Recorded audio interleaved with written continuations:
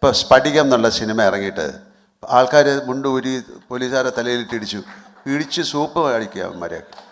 അപ്പോൾ അങ്ങനെ ഒരു സിനിമ കൊണ്ടോ കാര്യങ്ങളൊന്നുമില്ല. പിന്നെ ഇതിൽ അയാൾ ഒരു തരത്തിലുള്ള കാര്യങ്ങളും ചെയ്തിട്ടില്ല. അയാളുടെ കുടുംബത്തെ സേവ് ചെയ്യാനായിട്ട് അയാൾ ശ്രമിച്ചു. വളരെ ഡീറ്റെയിൽഡായിട്ട് പറയുകയാണെങ്കിൽ ജോർജ് കുട്ടി ഒന്നും പ്ലാൻ ചെയ്തതല്ല. അയാൾ ചെയ്തത് ഭാഗ്യവശാൽ ശരിയായി മാറി എന്നുള്ളതാണ്. അയാൾ പിടിക്കപ്പെടും എന്നുള്ള രീതിയിൽ തന്നെയാണ് ചെയ്തത്. അയാൾ ചാൻസസ് എടുക്കുകയാണ്, പോസിബിലിറ്റി. അതിൽ അയാൾ സക്സസ്ഫുള്ളായി. അല്ലാതെ ഒരു മർഡർ കമ്മിറ്റ് ചെയ്തിട്ട് അതിൽ നിന്ന് ഇപ്പോൾ ഈ ദൃശ്യം ഇറങ്ങുന്നതിന് മുമ്പേ ഇതുപോലെ എത്രയോ കാര്യങ്ങൾ നടന്നിട്ടുണ്ട്.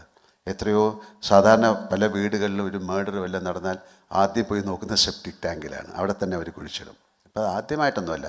അപ്പോൾ ഈ ദൃശ്യം സിനിമ കണ്ടിട്ട് അങ്ങനെ ചിന്തിക്കുന്നത് ശരിയല്ലെന്നേ എനിക്ക് പറയാൻ പറ്റുള്ളൂ. കാര്യം അത്തരത്തിൽ സിനിമ ഇൻഫ്ലുവൻസ് ചെയ്യും ആൾക്കാരെ. അപ്പോൾ അതിലുള്ള മറ്റ് ബന്ധങ്ങളെയും കൂടെ നിങ്ങൾ കാണണം എന്നേ എനിക്ക് പറയാൻ പറ്റുള്ളൂ. അയാൾ ഒരു ഫാമിലിക്ക് വേണ്ടി ചെയ്യുന്നതാണ്.